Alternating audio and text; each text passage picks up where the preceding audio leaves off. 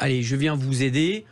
Et voilà. Et pour aider en tant qu'infirmier. Enfin, exactement. À la base, soins, tout ça. pour la population. Hein. Pour la population, absolument. Voilà, pour aider les femmes et les enfants et tous les réfugiés et la population ukrainienne.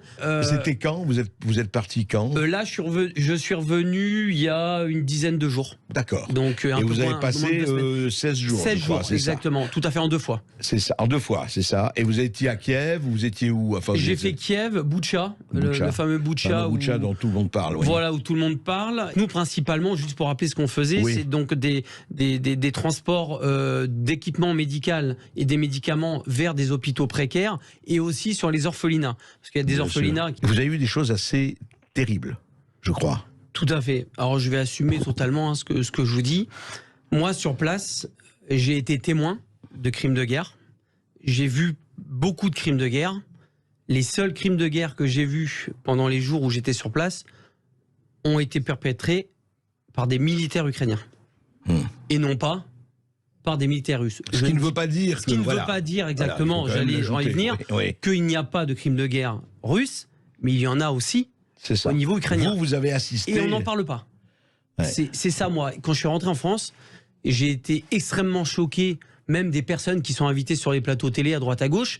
80% de ces personnes-là ne sont pas allées au moment où il y a la guerre et se permettent de parler, etc. Ça m'insupporte. Parce que entre ce que je vois et ce que j'entends sur les plateaux télé et ce que j'ai vu sur place, il y a une autoroute. Pour moi, c'est abominable. Je vais par exemple parler des militaires Azov. Les militaires Azov, à la base... Mais vous avez vu où ils sont partout? Ils sont partout. Ah, pas seulement à Azovstal, ou etc. Même à Lviv. Ils sont même à Lviv, à l'ouest. Ils ont leur scratch, avec vous savez, le beau scratch néo-nazi, ça se tient aussi à le dire. Pour moi, ce qui me choque énormément, c'est que l'Europe donne quand même de l'armement à des militaires, pour moi, néo-nazis, avec un sigle néo-nazi.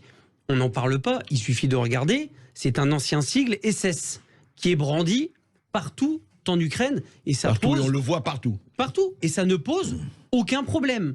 Moi, j'ai travaillé avec ces gens-là, je leur ai donné des médicaments, etc. Vous savez quelles étaient leurs conversations devant moi? Parce que je comprends un petit peu l'ukrainien et le russe, et beaucoup parlent anglais.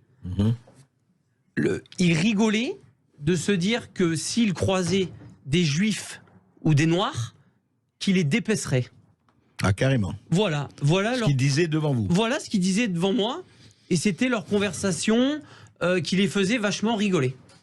Voilà ce qu'ils disaient sur les juifs et sur les noirs. Et qu'est-ce que vous avez vu? Vous dites que vous avez assisté. J'ai vu donc des militaires russes qui ont été capturés et qui ont été donc du coup déjà bien malmenés et qui ont été, on va dire, attachés. Et en fait, on était dans une sorte de hangar et ces militaires russes qui ont été capturés arrivaient dans des petites fourgonnettes par 3 ou par 4. Les militaires Azov ukrainiens leur demandaient qui est l'officier, qui est l'officier. Je vais vous expliquer pourquoi. Ou ils répondaient pas, ou ils répondaient. Chaque militaire qui descendait de cette fourgonnette se prenait une balle de Kalachnikov dans le genou. Alors qu'ils étaient sans défense, j'ai des vidéos qui l'attestent. Sinon, je ne me permettrais pas de sortir des trucs pareils. J'ai des vidéos où on montre des militaires russes en train de se prendre des balles dans le genou. On ne sait pas trop pourquoi, parce qu'ils ne répondent pas à des questions. Et les gens qui avaient le malheur donc de dire « c'est moi l'officier », se prenaient une balle dans la tête. Voilà comment ça se passe à Boutcha. Voilà comment ça se passe en Ukraine, du moins pour le bataillon ukrainien Azov. Ils pourront dire ce qu'ils veulent. Moi, j'étais là, j'ai vu ce qui s'est passé. Tout ça, on n'en parle pas. C'est vraiment... Je vais vous raconter encore quelque chose de beaucoup plus grave. Vous avez des bombardements tout le temps, on voit à la télé, etc. J'ai vu donc des journalistes américains. Il y a des bombardements qui atterrissent dans un petit parc que vous avez dû voir à côté de Boutcha, entre Boutcha, à l'est de Boutcha. D'accord. Et ces Américains donc font une vidéo et disent ben voilà, c'est les bombardements russes, ça atterrit dans un parc, c'est inadmissible et tout. Je vais les voir, je dis mais pourquoi vous dites ça, etc. et tout. Ah, on m'a dit mais c'est pas grave, ça fera des images. Et vous savez ce que c'était ces bombardements? En fait, vous avez des petits obus obus. Donc vous aviez, si vous voulez, une cible qui était russe à l'époque, hein, il y a quelques semaines, et vous aviez donc une équipe d'Azov avec qui j'étais, qui était en train de régler donc des petits mortiers pour envoyer des obus qui se règlent, si vous voulez, avec des petites à la main, d'accord. Et en fait, ça avait été mal réglé. Et ça arrive une fois sur deux, une fois sur trois. Donc ces obus, au lieu d'atterrir à 100 mètres plus loin où il y avait justement les militaires ou du matériel russe, atterrit dans le petit parc. Et on fait passer ça pour des bombardements russes. Quoi, on ne parle pas de ça.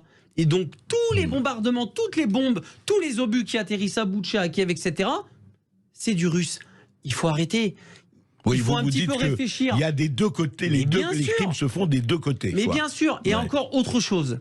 Et là, je vais enfoncer le clou, mais c'est pas grave, j'en assumerai les conséquences. J'étais à Lviv, j'étais à l'hôtel, il y a eu des bombardements. J'étais à 500 mètres d'un missile qui atterrit, où je dormais, tout a pété, les glaces, etc.